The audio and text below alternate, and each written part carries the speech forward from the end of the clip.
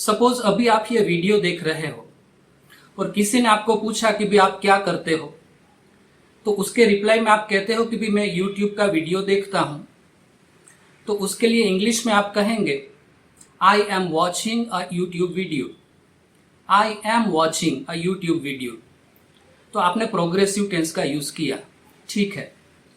लेकिन अगर सामने वाले ने पूछा कि भाई आप जो ये वीडियो देखते हो वो कब से देखते हो, और अगर आपको ये बताना है कि भी मैं ये वीडियो 10 मिनट से देखता हूं, आप अभी देख भी रहे हो और 10 मिनट खत्म भी हो गया, तो उसके लिए आप इंग्लिश में कैसे बताएंगे? जब भी आप ये कहते हो कि मैं 10 मिनट से ये वीडियो देखता हूं, तो फिर इसके लिए आप इंग्लिश में ये नहीं कह सकते I am watching this video for 10 minutes. ऐसा नहीं कह सकते, ये गलत है। तो इसका सही फॉर्मेशन क्या है, इसका सही इंग्लिश कैसे होता है, वो सब चीजें हम इस वीडियो में देखने वाले हैं। तो आज का हमारा टेंस है प्रेजेंट परफेक्ट प्रोग्रेसिव। ये टेंस का नाम ठीक से देख लीजिए। यहां प्रोग्रेसिव है, इसका मतलब कोई कॉन्टिन्यूअस एक्शन हमें बतानी है, लेकिन प्रोग्रेसिव के साथ आगे लिखा है परफेक्ट। तो परफेक्ट का मतलब ये होता है कि कोई काम जो थोड़ा बहुत खत्म भी हो गया है, इसको हम परफेक्ट कहते हैं। तो इसका मतलब ये हुआ कि इस टेंस में हमें प्रोग्रेसिव टेंस और परफेक्ट टेंस दोनों का कॉम्बिनेशन करना है। तो जब भी आप प्रोग्रेसिव और परफेक्ट दोनों को मिक्स करते हो, तो तभी ये जो पूरा नाम बनता है प्रेजेंट परफेक्ट प्रोग्रेसिव टेंस। तो इसका फॉर्मेशन क्या है, उसके सेंटेंसेस कैसे बनते हैं, वो सभी चीजें हम इस वीडियो में देखने वाले हैं। यहां देखिए, present perfect progressive tense, the action that started in the past. कोई ऐसा काम जो आपने पास्ट में स्टार्ट किया था। सबसे पहले ये टाइमलाइन देख लीजिए। आप अभी यहां पे हो, आप अभी यहां पे हो, और कोई काम आपने पास्ट में स्टार्ट किया। I started something here. कोई भी काम आपने पास्ट में स्टार्ट किया। सभी हमने ये वीडियो देखने का एग्जाम्पल लिया था। तो आपने वीडियो देखने का काम यहां स्टार्ट किया, फिर आप देखते हो देखते हो देखते हो, और अभी भी आई एम स्टिल डूइंग इट। अभी भी मैं वीडियो देखता हूं। मैंने 10 मिनट पहले स्टार्ट किया और अभी भी मैं ये देखने का काम मेरा कंटिन्यू है। तो इसका मतलब क्या होता है कि काम हमारा चलता भी है और 10 मिनट खत्म भी हो गई है। तो 10 मिनट खत्म हो गई है वो बताने के लिए हमें परफेक्ट टेंस की फॉर्मूला यूज करनी है, और अभी जो काम चलता है उसके लिए हमें कॉन्टिन्यूअस टेंस यूज करना है। तो यहाँ कॉन्टिन्यूअस टेंस और परफेक्ट टेंस दोनों को हमें मिक्स करना चाहिए। So the action that started in the past and is still continuing.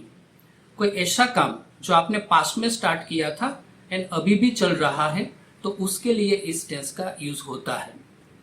It is a mixer of perfect tense and progressive tense. तो यहां हम क्या करते हैं कि प्रोग्रेसिव टेंस और परफेक्ट टेंस दोनों को मिक्स करते हैं, दोनों का कॉम्बिनेशन करते हैं। तो एक एग्जांपल की मदद से देखते हैं।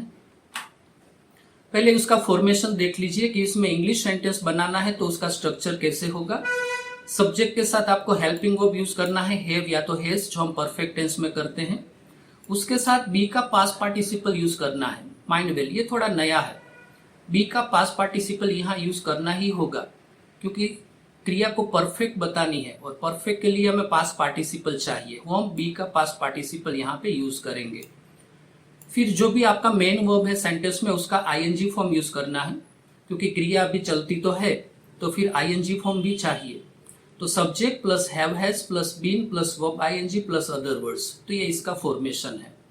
आप आईएनजी इसलिए लगाते हो क्योंकि ये आपका प्रोग्रेसिव टेंस है, तो ये प्रोग्रेसिव की कंडीशन यहाँ फुलफिल हो जाएगी। बी का थर्ड फॉर्म यूज करते हो क्योंकि इसमें आपको एक्शन को परफेक्ट भी बताना है, तो इसके यूज करने से आपकी जो परफेक्ट टेंस की कंडीशन है वो फुलफिल हो जाएगी। और हैव हैज हमें प्रेजेंट टेंस इंडिकेट करता है।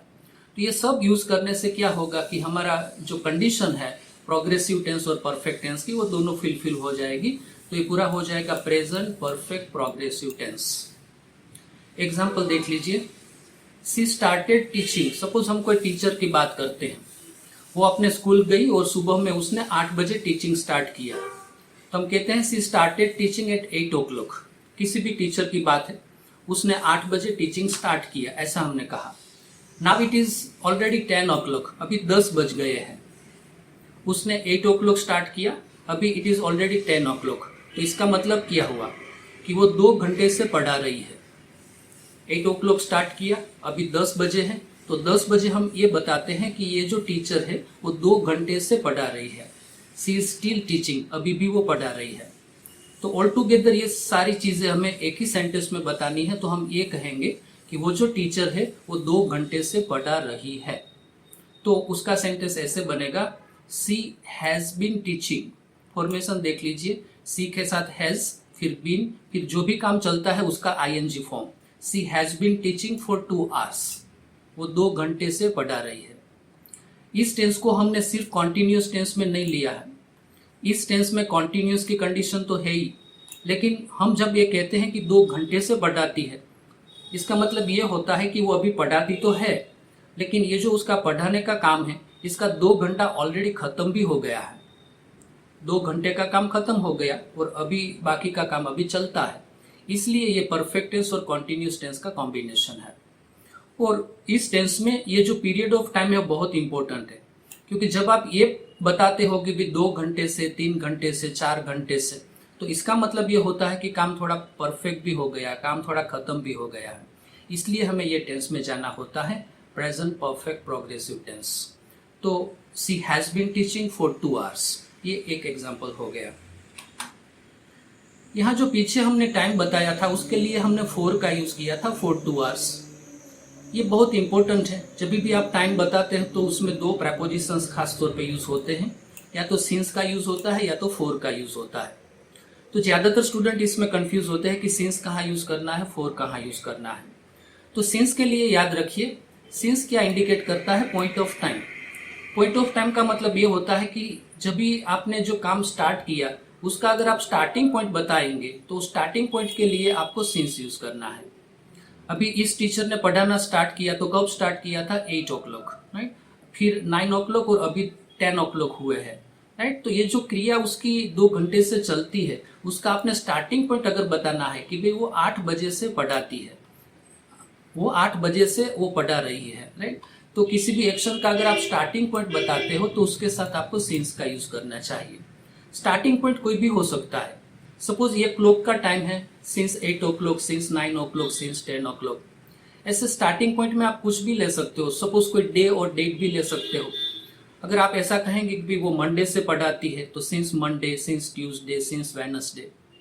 कोई डेट भी आप ले सकते हो। 1 अगस्त से पढ़ा रही है तो सिंस 1 अगस्त, सिंस 2 अगस्त, सिंस 3 अगस्त। कोई मंथ भी ले सकते हो, जनवरी से पढ़ाती है, फरवरी से पढ़ाती है, since January, since February.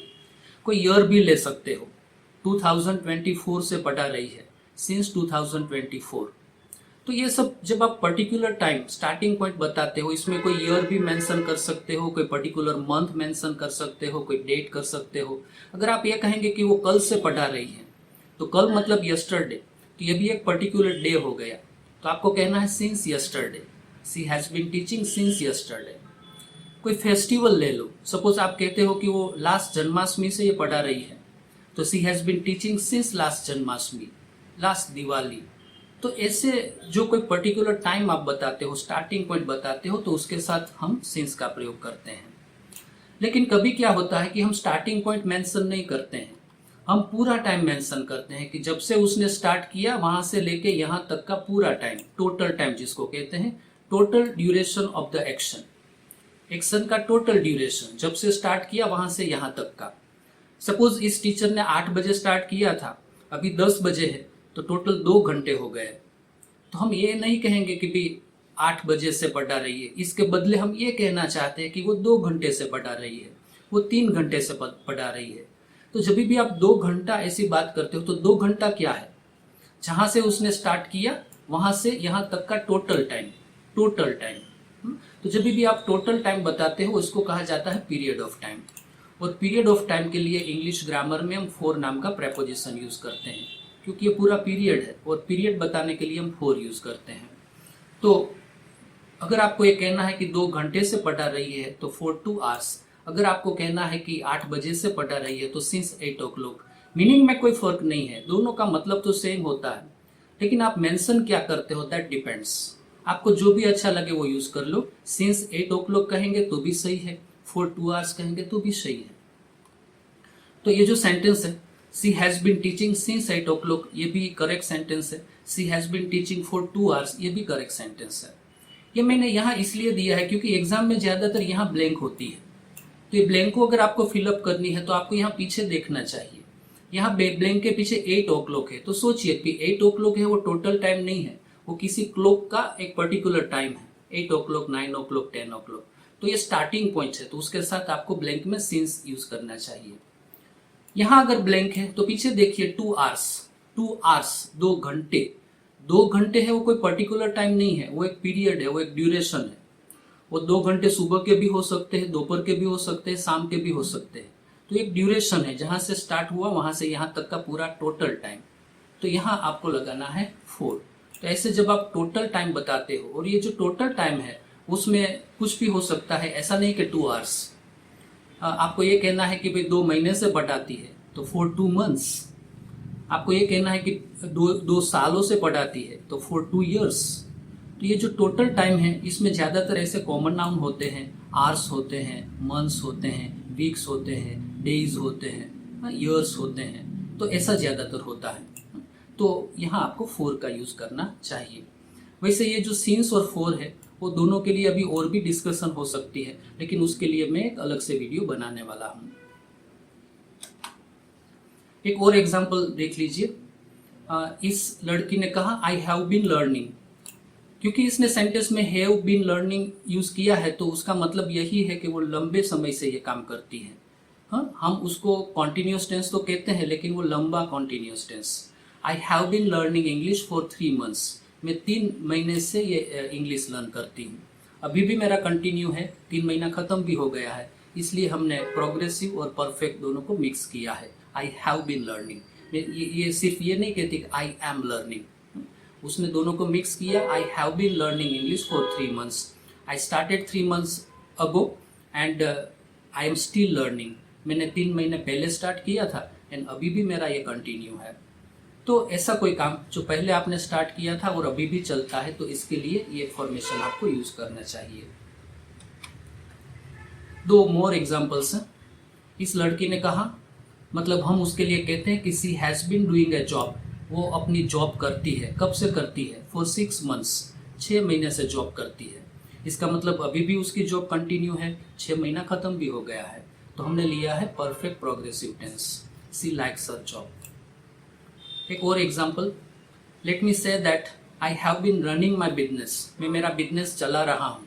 I have been running my business. कब से चला रहा हूँ? सिंस 1995। ये जो 1995 है वो एक पर्टिकुलर ईयर है जहाँ से मैंने स्टार्ट किया था, तो ये पॉइंट ऑफ टाइम है, तो उसके साथ सिंस का उसने उपयोग किया है, सिंस 1995। ज़्यादातर ये सब जो कंपनीज होती है वो जब से स्टार्ट हुई होती है तो उसके साथ लोग सिंस ही यूज़ करते हैं, right, since so and so. तो इस आदमी ने कहा कि I have been running my business since 1995। यहाँ 6 month वो ड्यूरेशन था तो 4 का यूज़ किया था, और यहाँ जो 1995 है वो एक स्टार्टिंग पॉइंट है, तो उसके लिए हमने सिंस का यूज़ किया है। तो ऐसे बहुत सारे एग्जाम्पल्स, बहुत सारे सेंटेंसेस आप भी बना सकते हो, क्योंकि हमारा पर्पस स्पीकिंग का है। तो हमें सिर्फ ऐसा लर्न करके इसको छोड़ना नहीं है। आप अपने लिए सोचिए कि आपको ये फॉर्मेशन कहाँ यूजफुल हो सकता है। सपोज आप एक स्टूडेंट हो तो आप अपने लिए सोचिए। सपोज आप स्टूडेंट हो और आप हॉस्टल में रहते हो, किसी ने आपको पूछा कि अब आप कब से हॉस्टल में रहते हो, और आपको कहना है कि भाई मैं तो 6 महीने से हॉस्टल में रहता हूँ। So I have been living in a hostel for 6 months। I have been living in a hostel for 6 months। तो ये आपका खुद का सेंटेंस हो गया।